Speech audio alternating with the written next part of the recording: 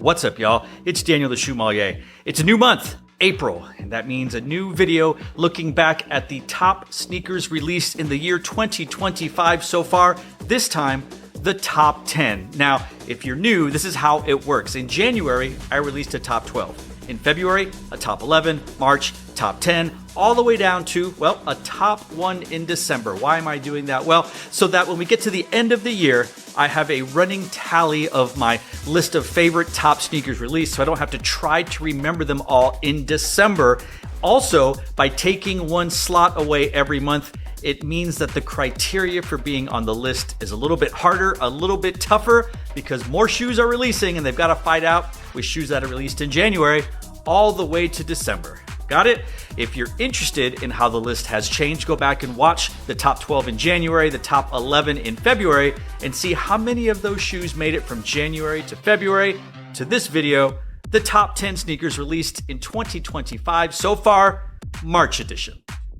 Starting at number 10, we have the Kith and New Balance 992 Osaka. Now, Kith and New Balance have put out some fantastic collaborations over the years. Some very luxe, very sophisticated, very elegant. And I feel like both of these Osaka collabs very much meet that criteria. I believe, personally, the 992 is the far more superior of the two designs, but that might just be because I prefer the 992 over the other silhouette. Regardless, I think this shoe is a shoe that should be mentioned on best of lists right now. Not sure if it will last and carry over to the end of the year, but in the month of March, April 1st, as it were, definitely needs to be mentioned in my top 10 list. Number 9, the Nike Air Jordan 1 Retro High OG Black Toe Reimagined. If you remember the last 2 episodes, or at least the last one, you will see and notice that this is a huge fall. I have been mulling over where I think some of these shoes should place on the list, especially shoes that are retros or reimagined, similar colorways that they've released before, albeit with some minor changes, or some people might consider the Wings logo changing to be a major change. Regardless, it's still a top 10 shoe. And I feel like this shoe will probably move up and down as the year progresses. And I know you're probably saying, well, why should a shoe move up? It's just the vibes, man. You just kind of go like, yeah, you know what? Now I'm feeling this shoe higher. Right now, I'm feeling it. It's at the lower end of the top 10. But I think it's a sleeper, underrated shoe that should remain on many people's top 10, for sure 15, 20 list by the end of the year. But for the month of March/April, we're putting it at number 9. Number 8. The Union LA and Nike Air Jordan 1 Chicago Shadow colorway. Another shoe that I thought, or maybe it was, much higher on the list, but after further consideration and thinking about how, well, it's really the third best version of their Air Jordan 1 collaborations. Actually, maybe, yeah, third. I would put the Beffies definitely in fourth. If we think about, however, that iconic Union collab where the top and the bottom are two different and they're sewed together, then really we're looking at 3 of them, right, for the Jordan 1s. And this is still the weakest. It is the newest, and it doesn't come close to the first 2 personally. So because it's kind of a retread, I know that may sound worse than I want it to, but regardless, it's not breaking new ground. It's still taking 2 iconic Jordan 1 colorways and putting them together.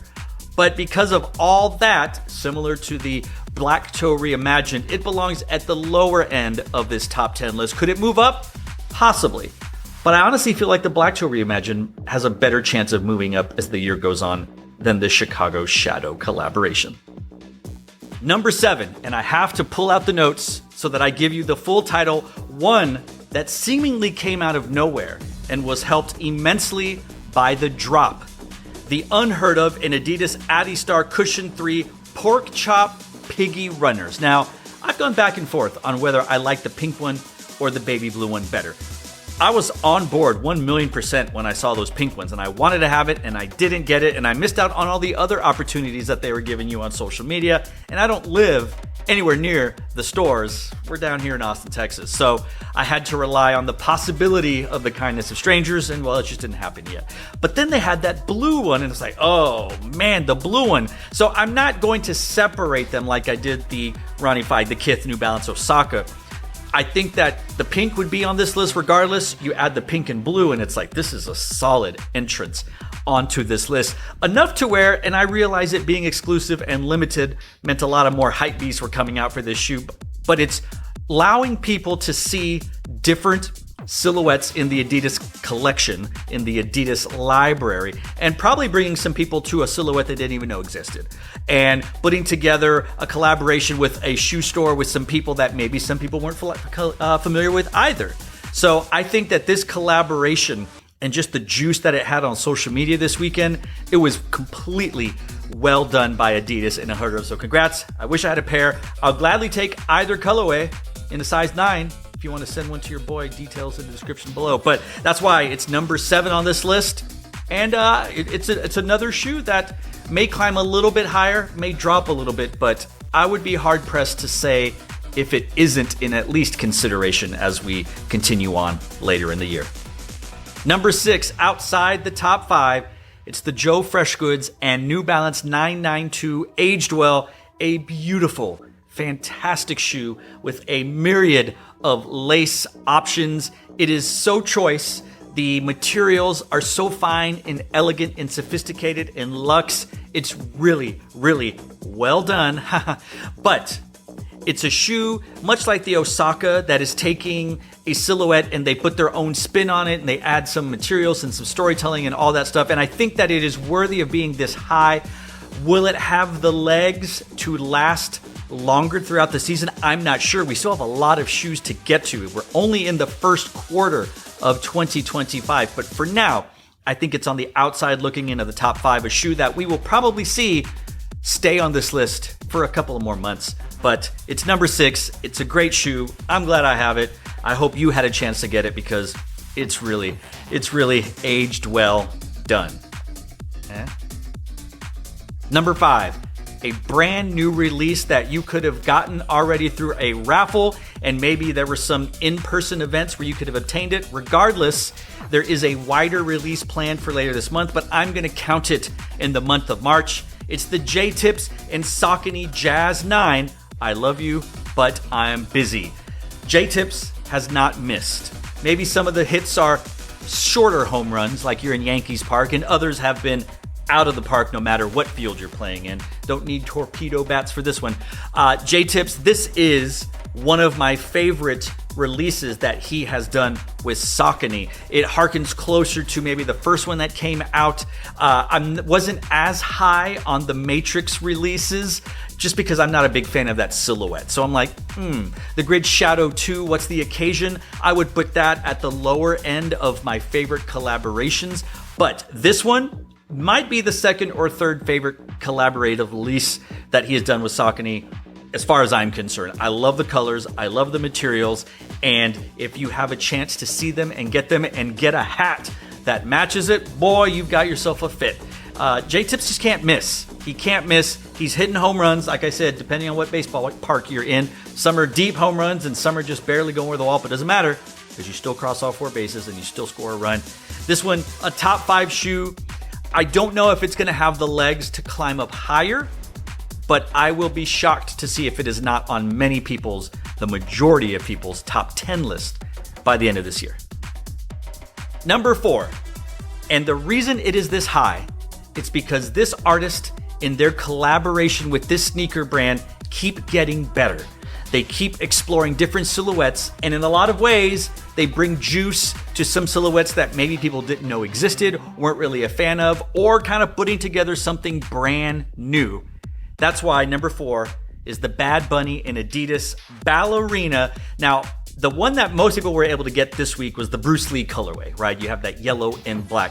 There has been that iconic Adidas white and black colorway. Then there's also the black with white colorways that you can also get. The white and black is going crazy prices on resale right now, like $400 or $500 depending on your size. The black one, not so much. And this yellow one is more readily available because I think it's harder to put a fit together. But man, when the photos were initially teased about this shoe, I was sold. I was going to get it, and I will get it in that white with the black stripe colorway, the iconic Adidas colorway. It's going to be mine. I'm going to have it. I love these shoes. As a matter of fact, I am wearing these Bad Bunny shoes today, and gosh, do I love them. I mean, look at them. It is so comfortable. It's got such crazy things. This is thus far my favorite Bad Bunny Adidas release, only because I don't have the Puerto Rican exclusive ocean blue version, which I will get. I should just get it. But this one, you had that ballerina to the mix, which I just received earlier today. Can't wait. That's why it's on this list. It's higher than a lot of people will put it. I don't apologize for that. I think the juice that he has worldwide, musically, with Adidas, and in this silhouette, it's better to me when you're putting a list together than just rehashing an old retro and putting things new together and like changing some things here and there, which I know I'm going to contradict myself and eat my words later in this video.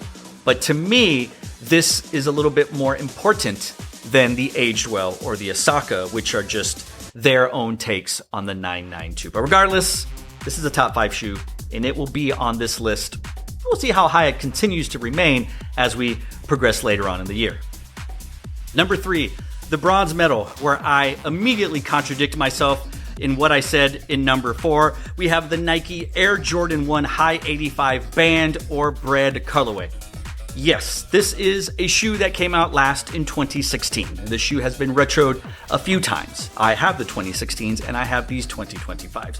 And it's a similar story. It's the anniversary, it's the 40th. I get all of that. But the reason why I gave it an exemption is because there was a complete breakdown and rebuild from the bottom up of this silhouette. They took great pains to replicate as close as possible the initial release 40 years ago. So this is not taking the Jordan 1 and just slapping different colorways on it, or just calling it another retro of the band.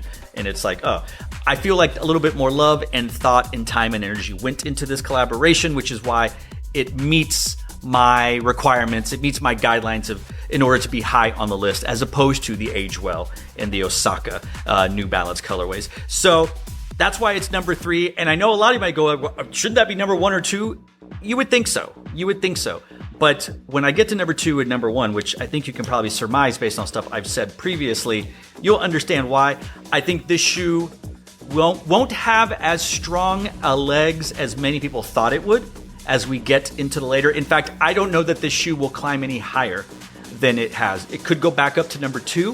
It certainly won't be number 1, but I would be surprised if this shoe remains at 3 and doesn't slip as the year goes on. But for some people, it may be a top 3 shoe.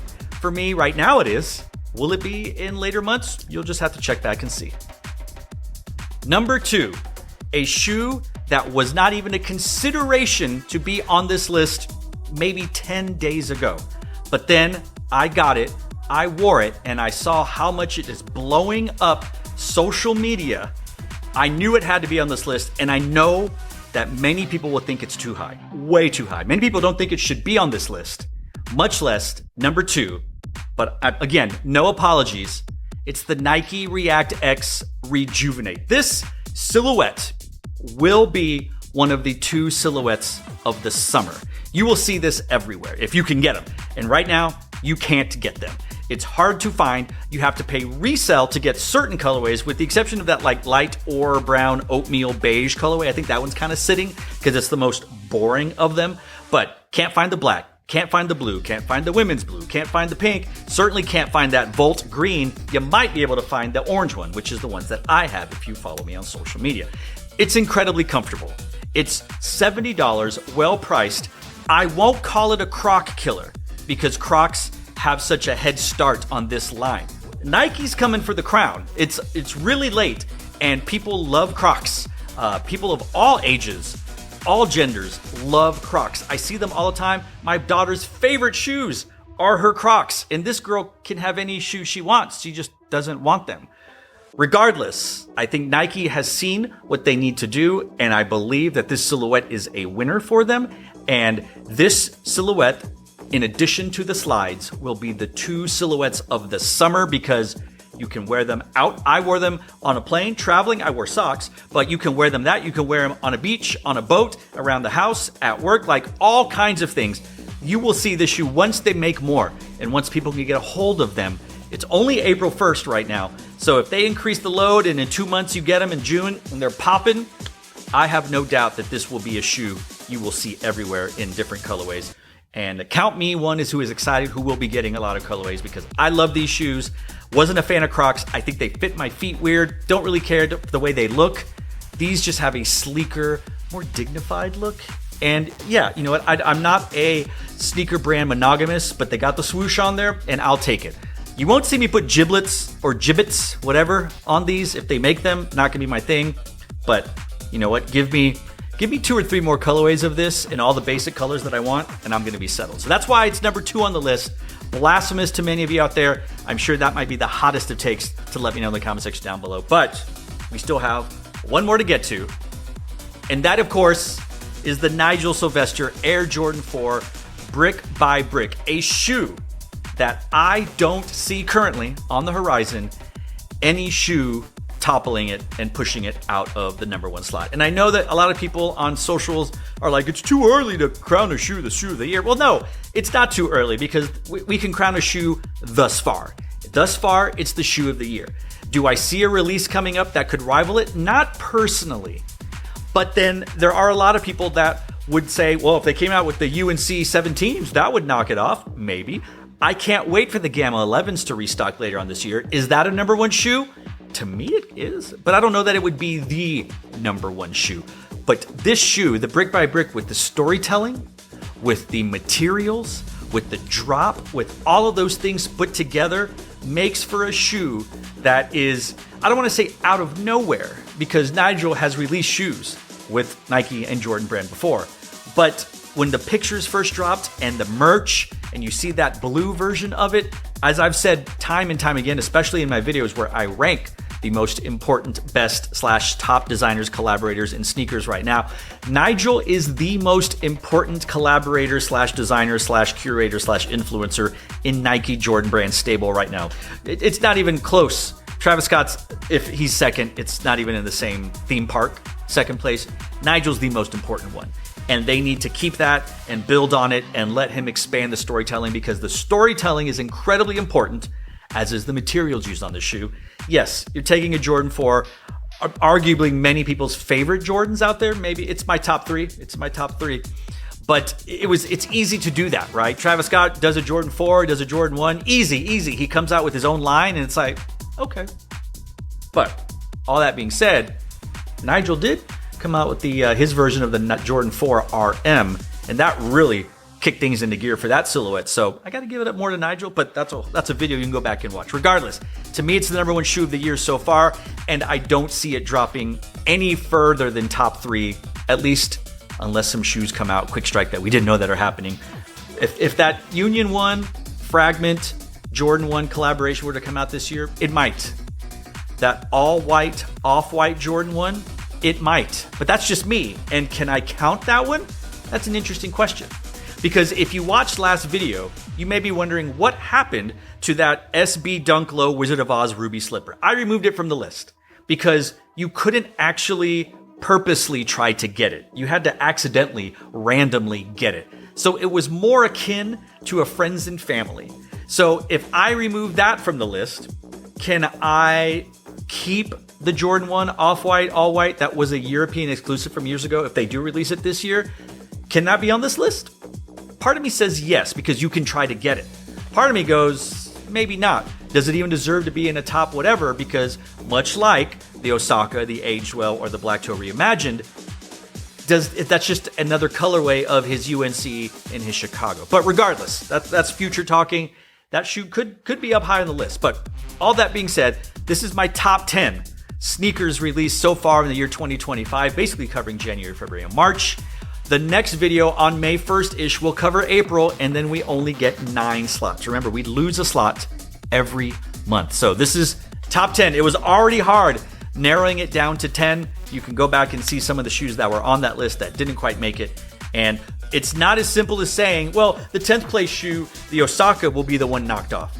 I might have a change of heart and move that one up. There may be 3 or 4 shoes that come out and knock others out. Like, the list is always evolving. It's an organic list that I look at maybe once a week just to kind of go like, yeah, that works. Or then I move things around. And then the morning that I record, I take a final pass, move things around again, and then we're good to go. So be sure to check back later, early May, for that list that will cover the first 4 months of 2025. but let us know in the comment section down below today what you think about my list of the top 10 sneakers released in 2025 so far. Did I miss the mark? Is one shoe too high? One shoe too low? Some shoes should have been on this list, others were not. Are you mad the Galaxy Foams aren't on there? Let me know in the comment section down below. I love these types of conversations because, as many of us have said, it's great that a lot of us in our community have different sneaker tastes, because if we all thought the same and we all had the same boring lists, they'd all look like Complex's list with a heavy New York East Coast bias. And honestly, I think more people dislike their lists than actually like them. It's not a knock on them. They're in their own bubble. They're in a bubble. Are they going to put the React X Rejuvenate on the list? They should. They absolutely should. Are they going to put the foam posits? More than likely.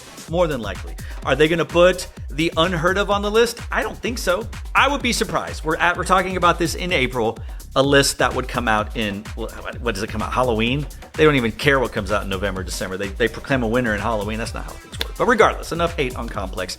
Let's talk about this list and your thoughts in the comments section down below. So to all of you out there, wherever you are, thanks for watching. Stay tuned and just chill. Till the next episode.